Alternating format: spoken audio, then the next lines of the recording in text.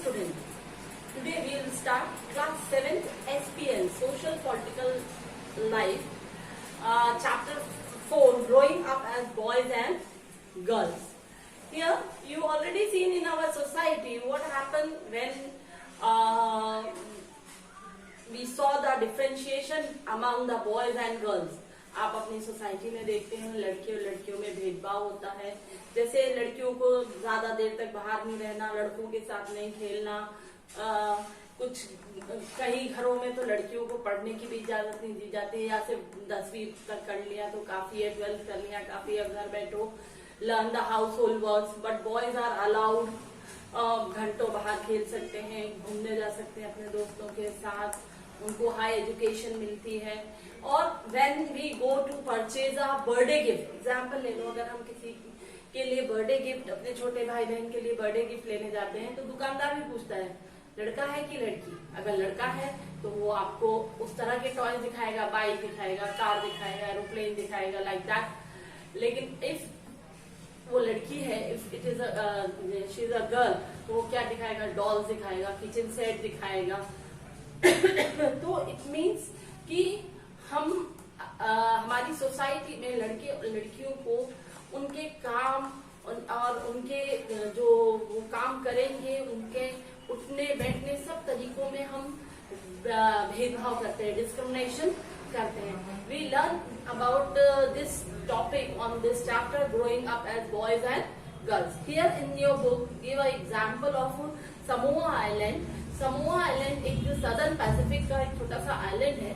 1920 की रिपोर्ट के अनुसार, 1920 में वहाँ रिसर्च किया गया और रिसर्च की रिपोर्ट के अनुसार वहाँ पे जो बच्चे होते हैं बहुत कम उम्र में बहुत सारी चीजें सीखना शुरू कर देते हैं, जैसे बच्चों की केयर कैसे करना है, घर के कामकाज कैसे करना है, घर के छोटे बच्चों और बुजुर्गों का किस तरह ख्याल रखना है। और थोड़े बड़े होते हैं तो उनको फिशिंग एक्टिविटीज सिखाई चली जाती है कि फिशिंग कैसे करना है, अपना उसको रोजगार कैसे करना है। वहाँ ये होता है जैसे ही बच्चे ने चलना शुरू किया तो माँ बाप उसे छोड़ देते हैं और अपने काम पे चले जाते हैं, और उस बच्चे को की देखभाल करने का उसके बड़े भाई बहनों का काम होता है, जो खुद ही 4-5 साल के होते हैं। उन्हें कहा जाता है कि आप घर देखिए और बच्चों को देखिए, और घर में अगर कोई बुजुर्ग है तो उनकी भी रिस्पॉन्सिबिलिटी उनके पास आ जाती है। या जैसे जैसे बच्चे बड़े होते हैं, लड़के अगर 9 साल के होते हैं तो उनको फिशिंग सीखने के लिए जाना पड़ता है और फिशिंग का काम शुरू कर देना पड़ता है, सीखना पड़ता है कि बहुत जल्दी वो अपनी अर्निंग शुरू करते हैं। और हाँ, लड़कियां 13-14 साल की होती हैं तो उनको कुकिंग का काम शुरू करवा दिया जाता है कि खाना बनाना, household works you learn about, along with this looking after small children as well as older people at home, sick people at home। ये एक सिचुएशन हुई हमने जो देखी समोआ आइलैंड के जो पैसिफिक ओशन में है, सदर्न पैसिफिक ओशन में।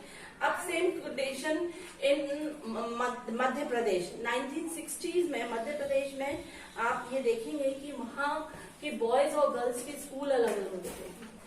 गर्ल्स को एक स्ट्रीट, उनका जो स्कूल का होता है वो चारों तरफ से कवर रहता है, और जो उनका ग्राउंड रहता है खेलने का, उस चारों तरफ बाउंड्री से कवर रहता है, उनको वहीं खेलना होता है। लेकिन जो बॉयज के स्कूल होते हैं उनको ओपन प्ले ग्राउंड होता है। लड़कियां जब स्कूल से घर जाती हैं तो एक ग्रुप में चलती हैं, बिकॉज ऑफ सेफ्टी, कोई टीज ना करे, कोई कमेंट ना करे और हम सेफ्टी रहें, और एक स्ट्रीट पे ग्रुप में चलती हैं। और बॉयज जो साइकिलों में अपना घूमते घामते दोस्तों के साथ घर पहुंचते हैं।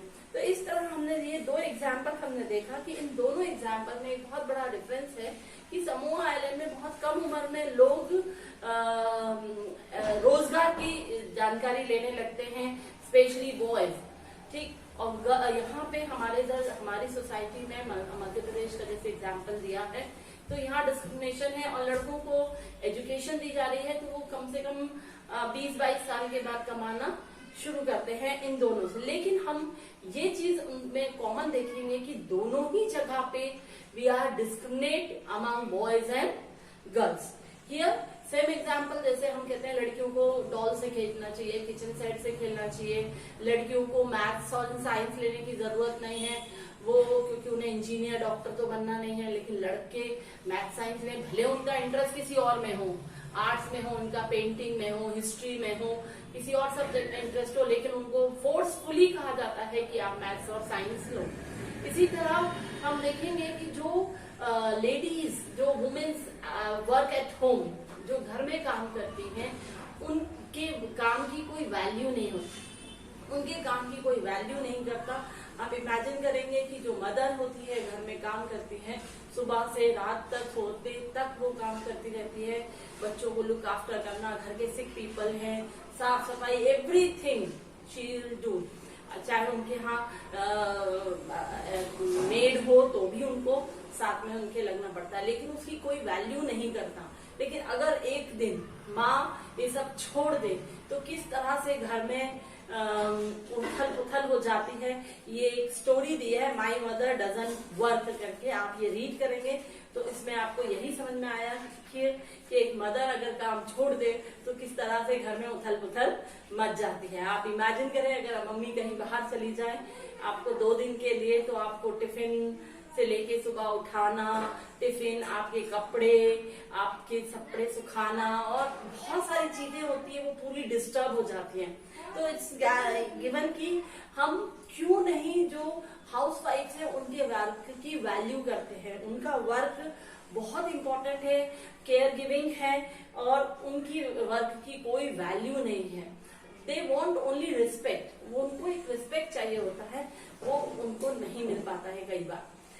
ऐसे ही हमारे घर में जो मेड्स होती हैं डोमेस्टिक वर्क्स के लिए, स्पेशली जो अर्बन एरियाज में, सिटीज में, शहरों में हम देखते हैं कि मेड्स होती है कि या तो आप सिर्फ बर्तन धोती हैं, कपड़े धोती हैं, किसी खाना भी बनाती हैं, तो उनको वो रिस्पेक्ट नहीं मिलता।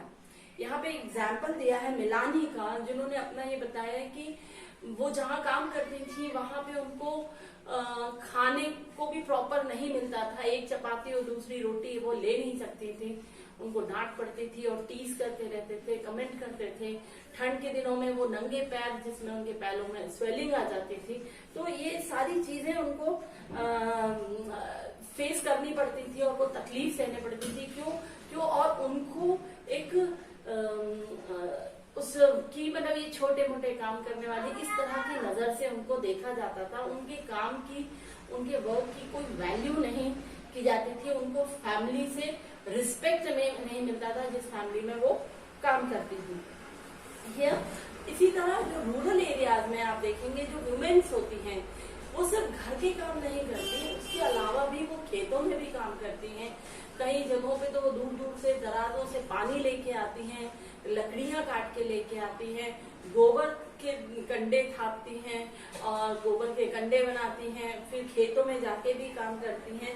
तो बहुत अंदर बाहर दोनों तरह के काम करती हैं, but they not getting proper respect as well as proper value. इसी तरह एक हम कंपैरिजन आपको हरियाणा और तमिलनाडु का दिया है कि एक मैन और वुमेन कितनी देर काम करते हैं पर वीक और में कितने घंटे काम करते हैं। अगर आप इसे इवैल्यूएट करेंगे तो हरियाणा में आप देखेंगे 53 hours in a week, Haryana में 53 hours in a week women work करते हैं और वहीं पे मैन कितने वर्क करते हैं 40 hours.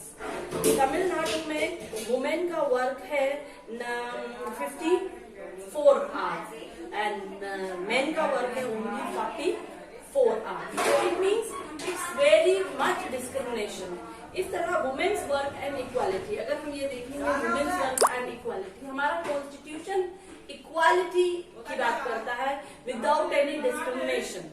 Without any discrimination means यहाँ पे सिर्फ कास्ट क्रीड का नहीं, जेंडर का भी डिस्क्रिमिनेशन नहीं होना चाहिए, मेल और फीमेल में भी डिस्क्रिमिनेशन नहीं होना चाहिए। इसके लिए हमारी सरकार बहुत सारे प्रयास करती है, उसमें एक आंगनबाड़ी भी आपने सुना होगा और दूसरा जहाँ पे जिन ऑफिसेस में अगर सरकार ने ये कानून निकाला है कि जिस जगहों पे ऑफिस वर्क प्लेस में 30 से ज्यादा महिलाएं हैं, 3 से ज्यादा वुमेन्स वर्क करती हैं, तो वहाँ पे क्रेच की फैसिलिटी होनी चाहिए। क्रेच मतलब उनके छोटे बच्चों की देखभाल करने के लिए झूला घर ऐसा होना चाहिए।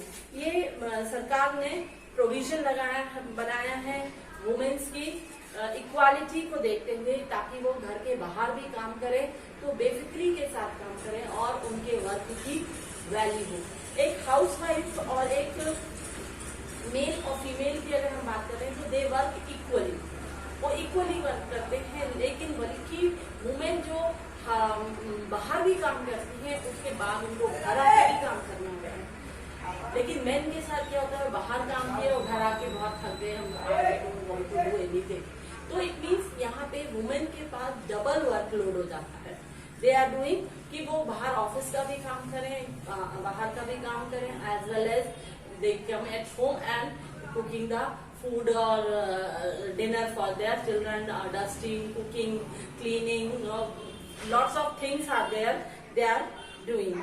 तो in this manner हमारा जो प्रोविजन है, हमारा जो कॉन्स्टिट्यूशन है, वो ये भी कहता है कि वुमेन्स को इक्वल पावर, इक्वल अथॉरिटी मिलनी चाहिए। दैट्स वाई हमने बहुत वुमेन एम्पावरमेंट के लिए वर्क किया है।